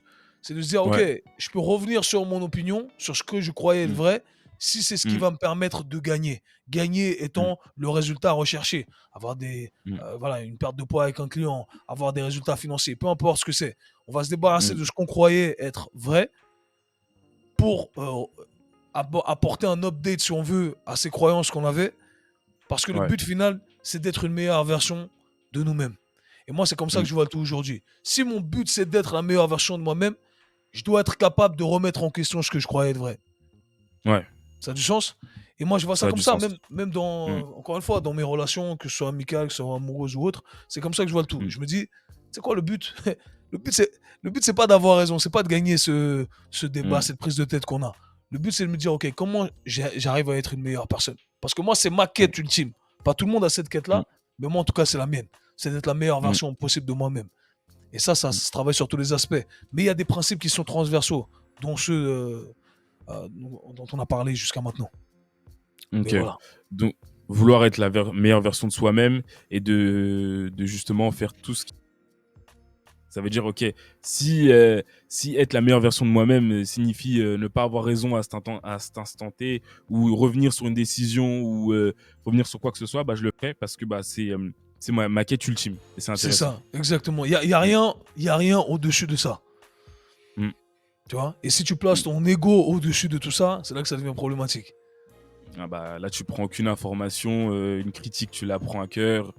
C'est ça. C'est plus, comme tu disais tout à l'heure, il y a plus de upside que de downside à penser de cette manière-là. Tu vas Et- plus te développer et exact. retirer des personnes que tu vas rencontrer au fur et à mesure. Et Exact. c'est un point, moi je suis dans le monde du commerce, Ok. pour appuyer ce que tu dis, et les gens ils pensent que genre être sociable, c'est très difficile. Et la réalité, c'est que c'est pas difficile parce que personne n'écoute personne. Ouais. Aujourd'hui, les gens, ils sont pas tous, certes, mais beaucoup de personnes, en fait, n'écoutent pas et veulent juste parler. Et le fait de, par exemple, écouter un client quand il va parler ou un prospect, peu importe, fait qu'en fait, il t'assimile directement à de meilleures qualités.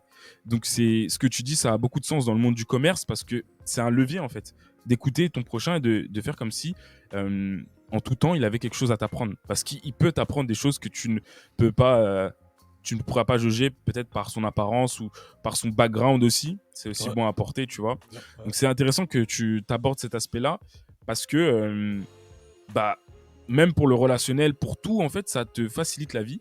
C'est plus difficile parce que ça te demande un effort, forcément, mais les upsides, ils sont aussi bien élevés. Tu vois, c'est marrant que tu parles de l'aspect social, etc. Je pense qu'il y a beaucoup de gens, pour revenir au nom de ton podcast Croyances limitantes, je pense qu'il y a beaucoup de gens qui se sont définis de manière limitante également. Et ça, c'est un truc que j'ai eu également. Je me rappelle, Introverte. c'est ça, ouais, j'en ai parlé dans un podcast aussi. Mais Ouais. ça, à chaque fois, ça me. Je sais pas, il y a un truc qui vient en moi quand j'entends quelqu'un mentionner Mm. ce genre de truc. Parce que je suis passé par là et c'est peut-être le meilleur changement que j'ai fait dans ma vie. C'est ce qui m'a ouvert énormément de portes. C'est de changer la façon dont je m'étais défini. Il y a un livre que j'ai lu sur ça d'ailleurs, je ne me rappelle plus exactement de comment il s'appelle. Je vais retrouver le nom, j'essaierai de t'envoyer. Mais, euh, mais en gros, c'est ça. À l'époque, je me définissais comme quelqu'un qui était introverti, quelqu'un qui était antisociable, etc. Et du coup, bah, forcément, si je m'étais défini comme ça, bah, j'agissais de la sorte. De la même façon qu'on crée ses croyances limitantes, on configure notre filtre. Et quand je suis parti vivre aux États-Unis, c'est là où j'ai changé complètement mon filtre. Parce que j'ai eu un discours, enfin, j'ai eu un événement assez intense qui a fait en sorte que hey, j'ai dû changer. Et, euh, et je me rappelle, je me suis dit, mais en fait, c'est un truc de ouf. En fait, je suis pas un introverti. On me définirait plus comme un extraverti aujourd'hui, mais au final, ces noms n'ont pas vraiment d'importance. C'est juste défini d'une certaine façon et je me forçais à agir d'une certaine façon. Et en me Ouais. débarrassant de ces croyances-là, j'ai changé tout mon environnement, j'ai changé qui j'étais, j'ai changé de manière ultime les résultats que j'ai eus. Donc c'est important Mm. de s'attarder sur cet aspect-là, selon moi. Je suis d'accord avec toi. En plus, en vrai, qu'est-ce que ça veut dire enfin, ça veut dire quoi être soi-même? Être soi-même, c'est plus une résultance des actions qu'on a mis dans le passé, de notre environnement. Ça peut tout et rien dire. Ça peut dire que aussi, si tu changes, entre guillemets, positivement, bien sûr, bah, tu deviendras cette personne extravertie ou introvertie. Et Ouais, ce que tu cites, beaucoup de personnes l'ont expérimenté. S'identifier à une personne introvertie, une personne qui va pas parler aux autres, alors qu'en fait, c'est juste une limitation que tu t'es mis à toi-même. Et c'est vrai que souvent, j'ai ce débat-là avec beaucoup de monde. Ils disent ah non, moi, je suis comme ça. Moi, je suis introverti. Moi, je suis pas sociable. Et en fait, tout ça, c'est vraiment des croyances qu'on sent. Au final, comme tu as dit, tu peux être ce que tu veux. Croyances limitées. et après, ça demande du travail. Tu vois, moi, j'en parlais Mm. récemment aussi avec ma coach assistante. C'est des histoires que je raconte. Les gens me voient, je suis là, je suis confiant. C'est vrai que je suis un gars confiant. Tu me mets devant une foule Mm. de, je sais pas, 30 000 personnes, je parle. Hein, mais j'ai pas été comme ça. J'ai dû travailler. Tout ce travail, en fait, tout est le résultat d'un travail. Moi, quand je suis parti vivre tout seul, je me rappelle que c'était difficile pour moi de partir. Et je pense que c'est une expérience que tout le monde devrait vivre. Partir dans un pays loin de chez toi, qui est pas, voilà, c'est pas ta culture forcément. Tu parles pas, tu maîtrises pas forcément la langue. Et là, tu dois vraiment sortir de ta zone de confort. Et moi, je me rappelle qu'à l'époque, j'étais pas bien. Je devais, avant de sortir chez moi, le soir, je devais me forcer. Je dis, vas-y, ce soir, tu sors et tu vas rencontrer des gens. Et j'allais acheter, j'allais acheter une petite bouteille de vodka, tu vois, pour me mettre, pour que je sois un peu, pour loosen up, tu vois, pour relâcher un peu la pression. Ouais. Et après, quand j'étais un peu lit, bah, allez, vas-y, je sors. Et après, j'essaie de rencontrer des gens, etc. Mais Ouais. ça a commencé comme ça. C'était mes insécurités qui fait qu'au début, eh ben, j'étais pas assez confiant. Aujourd'hui, je peux parler avec n'importe qui, etc. Je peux aller n'importe où dans le monde. J'ai des conversations, j'ai plus besoin de faire tout ça. Mais j'ai dû passer par ça. J'ai dû passer par ces étapes où j'étais plus timide, où j'étais pas sûr Ouais. de moi. Et Ouais. jusqu'au moment où, hey, bah, tu vois, la petite bouteille, ça devient un petit shot. Et après le shot, bah, ça devient un jus de fruits. Et t'en as plus besoin Ouais. après. Et c'est comme Mm. ça que ça fonctionne. Mais tu dois te forcer à te mettre dans ces positions. Et c'est ce que je dis toujours. Mm. Tu peux pas. Les gens pensent qu'on peut être prêt à rencontrer l'inconnu. On n'est jamais prêt à rencontrer l'inconnu. On doit se forcer à rencontrer l'inconnu quand on n'est pas prêt. C'est comme ça qu'on devient prêt. Et, euh, et je pense que c'est une erreur que beaucoup de gens font, d'attendre. Ouais, quand je serai prêt, je vais me préparer. Tu peux pas te préparer. Tu peux pas te Mm. préparer à l'inconnu par définition. Et, euh, et c'est ça, Tu tu seras dois jamais juste aller prêt. l'affronter. Tu seras jamais prêt parce que tu sais pas à quoi Mm. t'attendre. Tu peux pas être prêt à un truc Mm. si tu sais pas à quoi t'attendre. Et, euh, et je pense que c'est ça la problématique en fait de la plupart des gens. Et c'est pour ça que la plupart des gens n'évoluent pas. Et je le dis tout le temps, il faut se lancer quand t'es pas prêt. Alors, tu vas te voir peut-être prendre ta petite bouteille de vodka, de Ouais. Hennessy pour te lancer. Mais hey, do what you gotta do, comme on dit. Fais ce qu'il Faut faut faire ce qu'il faire. faut faire pour gagner. Il faut faire ce qu'il faut faire pour gagner. Et ça, c'est un truc que j'ai appris au State. J'ai toujours mes Mm. anglicismes parce que hey, c'est comme ça que ça fonctionne. Et, euh, Mm. et ça, c'est vraiment un truc que j'ai appris. Et encore une fois, pour te comparer aux autres, peut-être qu'il y a des gens qui me voient qui me disent ah, lui, il est à l'aise, il fait son truc. J'ai plein d'élèves de mes programmes, etc., qui me disaient ouais, moi, le podcast, j'ose pas. Parce que frérot, toi, tu me vois pas, mais moi, j'ai recommencé 100 fois mon podcast que tu as vu enregistré où j'ai parlé de manière fluide. Mais l'intro, je l'ai recommencé 10 fois, 15 fois. Mais tu sais pas tout ça. Tu connais pas la Ouais. backstory. Et c'est là où ça devient dangereux de toujours vouloir se comparer aux autres. Il faut faire. Mm. Il faut faire. Et à chaque fois, ça va devenir meilleur. Et c'est comme ça. J'imagine que toi, tu as enregistré combien d'épisodes là, à l'heure actuelle? À l'heure actuelle, là, c'est mon 15e aujourd'hui. 15e. J'ai commencé, alors le premier, mais c'est intéressant que tu parles des backstories, parce que, en gros, moi, j'ai commencé un peu comme ça. Je me suis dit, bon, c'est quoi, j'ai une idée, croyance limitante, on la lance. J'ai pris un ami à moi en gros, qui est dans le domaine des startups, qui avait assez bien réussi, tu vois, qui m'inspirait réellement. Mhm. Et je me suis dit, c'est quoi, frérot, viens, on fait un épisode, je te prends Mhm. et on discutait, tu vois. Et c'est intéressant cet aspect que tu as abordé ok, bon, tu n'étais pas prêt sur le moment à être confiant, mais tu as fait l'effort tu as fait ce qu'il fallait pour gagner. Et même, tu peux voir le jeu un peu comme, tu vois, dans un jeu vidéo, si tu veux battre le grand monstre, bah, tu dois te préparer. Mais pour te préparer, qu'est-ce que tu fais? Tu tues les petits C'est monstres que ça. tu rencontres sur le chemin, tu vois. C'est ça. Donc, c'est ce truc-là où je te rejoins totalement. Et au final, enfin, du coup, tu m'avais posé, excuse-moi, tu m'avais posé une question par rapport au podcast. Je suis au 14e, 15e avec celui-là épisode. Ouais. Et je savais pas du tout à quoi m'attendre. Au final, j'ai contacté des personnes autour de moi qui étaient chauds, avec qui j'ai eu des interviews qui ont assez bien marché pour moi. Et Mhm. de là, on a construit le tout, quoi. C'est ça. Et j'imagine, je sais pas, mais j'imagine que cette plateforme Bah, que tu utilises pour enregistrer le tout, tu la connaissais pas au départ. Donc tu as dû faire des recherches. non, Comment je fais pour. C'est ça que je veux dire. C'est que tu as dû ouais, enregistrer un podcast avec un mec qui a dit je peux pas te voir en face à face. Ok, comment je fais maintenant pour enregistrer le truc? Est-ce que j'utilise Zoom? Est-ce que j'utilise ouais. StreamYard? Tu as dû faire des recherches, tu Mm, as dû passer du temps. Mais c'est ça le game. Les gens veulent pas utiliser cette voie-là parce que c'est la voie difficile au final. C'est là où tu dois mm, vraiment sortir de ta zone de confort. Et c'est là, c'est-à-dire que tu as booké ton podcast, tu es obligé de le faire. mm, Tu peux mm. pas faire marche arrière. Donc, Ouais, tu dois faire le nécessaire pour y arriver. C'est comme ouais, ça. En fait, dans la vie, c'est ça. Et dans le business, c'est ça. Dans tout, c'est ça. C'est que tu dois te mettre dans cette position où tu es obligé de le faire.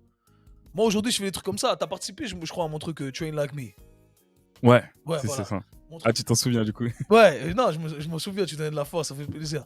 Et en fait, ce Mm, qui s'est passé, tu vois, l'idée avec Train Like Me, c'est que j'ai envie de monter encore plus ma librairie d'exercices. J'avais plein d'exercices, mais il m'en manquait certains.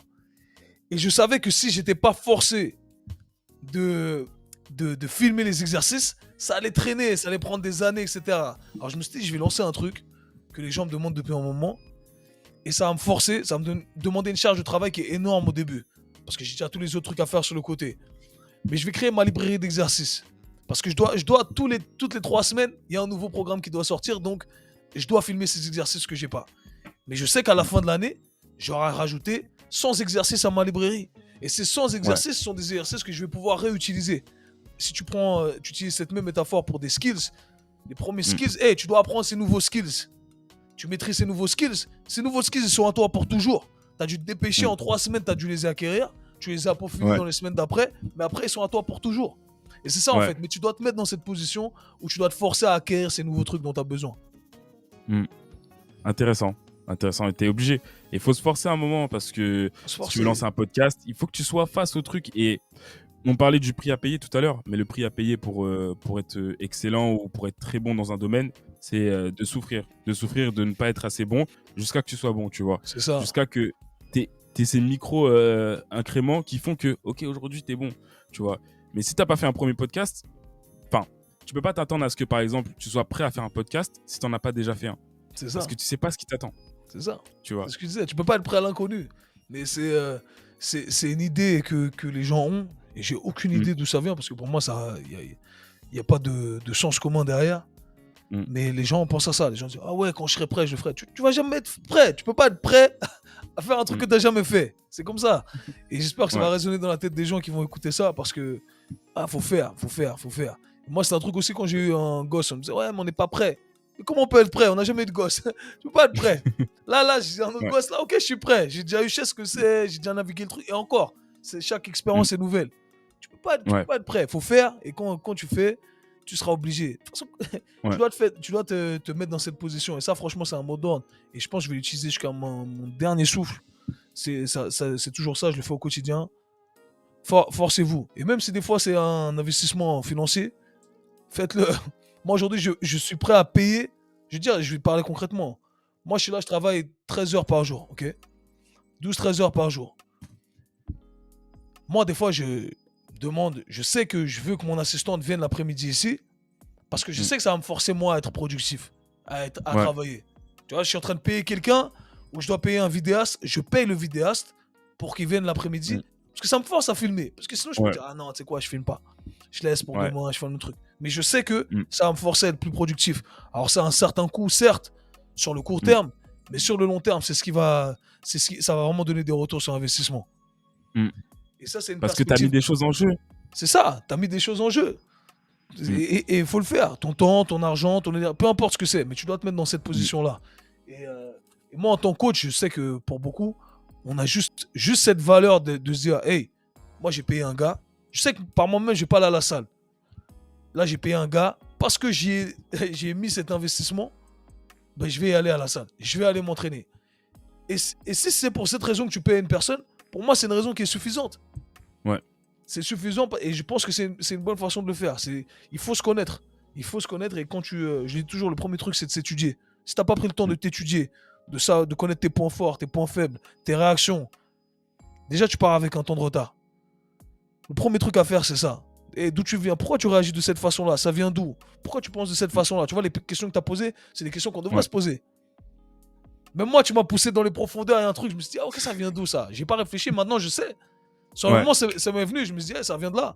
Mais, mm, hey, ça me permet de rajouter encore plus d'éléments à cette étude de soi qu'on devrait ouais, tous faire. Parce que c'est mm, ce qui va te permettre de naviguer de la meilleure des façons, peu importe le domaine dans lequel tu es, mais dans le monde entrepreneurial, j'en suis persuadé aujourd'hui. Je ouais. suis persuadé que c'est ce qui va utiliser le tout autour de toi et créer l'environnement qui est le plus opportun à ton succès. Mm. Et je pense que un point aussi, c'est que tu vois au long terme. Et c'est ce qui te permet, à mon avis, de dire, OK, là, je vais manger de la poussière pendant ces 2-3 semaines du lancement de Train Like Me. Mais après ce lancement-là, j'aurai des compétences que je vais pouvoir utiliser à mon profit. Ça. Premier podcast, je vais être nul. Sûrement, vas-y, peut-être il va y avoir des personnes qui vont se foutre de ma gueule parce que je fais un truc différent. Mais après 10 podcasts, 15, 20, 100, je vais être tellement meilleur. Et comme tu as dit, tu sais pas à quoi t'attendre. Et ne te prépare pas en fait. Lance-toi et tu verras ce que ça va donner. Et s'il faut que s'il faut que tu dépenses de l'argent pour te lancer, fais-le. Parce que, et ça, je suis d'accord avec toi, parce que c'est ce que je fais aussi par rapport à la nutrition. Essayer d'avoir quelqu'un qui te surveille par rapport à ça. Ok, est-ce que tu as fait tes meal prep? Est-ce que tu as organisé ta nourriture? Et en fait, on aborde ce point-là, mais fais ce que tu as à faire pour gagner. Si ça implique que tu y laisses du temps, de l'attention, de l'argent, fais-le, parce que ça va toujours te servir. Il faut au moins essayer et de se dire, ok, bon, je sais pas ce que ça va donner. On essaye, on voit si ça fonctionne. Tant mieux si ça fonctionne pas, on va sur une autre méthode. Mais c'est intéressant ce point que tu as abordé. Amen. Amen. J'ai rien à ajouter. Amen. C'est ça. Je te remercie en tout cas, Kevin, de ton intervention. J'ai juste une dernière question à te poser. Dis-moi. Malgré toutes ces questions, est-ce que tu as un message à...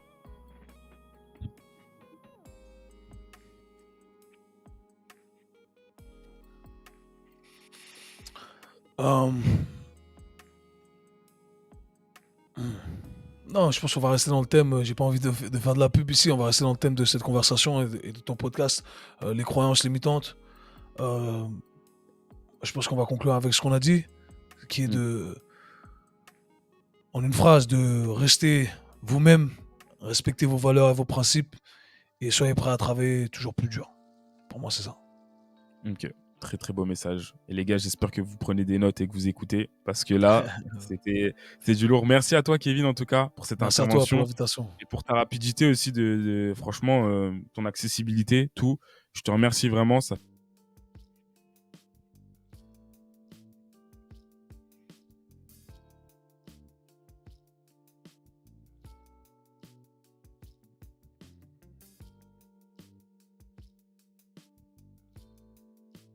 En France, c'est tiré du 8, Ouais, non? c'est bon, c'est bon. Underscore, OK, tiré du 8. OK, tiré du 8 feat. Sinon, sur YouTube, Kevin Ferreira, on peut me retrouver également sur mon podcast qui s'appelle le K-Swiss Show, qui sort tous les jeudis, parfois un épisode le lundi également. Et c'est à peu près tout. Voilà tout. Yes. D'accord. On fera le Merci. prochain épisode en face à face. Ouais, le prochain épisode en face à face, les gars. Et là, je lui poserai encore des questions encore plus spicy. Exact, Alors, je exact. plaisante. Merci Yes. à toi, Kevin, en tout cas. Merci mon gars. Peace. Merci.